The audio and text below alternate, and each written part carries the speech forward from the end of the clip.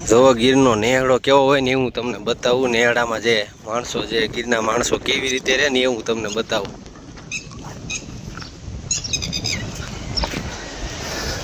જુઓ અહીંયા અત્યારે જે ભેંસું એટલે કે ખાંડું છે તે બધી જે જંગલમાં સરવાઈ ગયું હોય, પણ અહીંયા હાંજનો જે નજારો છે બધી અહીંયા આખું આ ભેંસુનું ભર્યું હોય. જુઓ તમે આવી રીતે કંઈક અહીંયા જે મકાન ઝૂંપડા કરીને જે રહેતા હોય છે. આ અડી જાય ને હું પણ કે આને જરાય હગું ન થાય.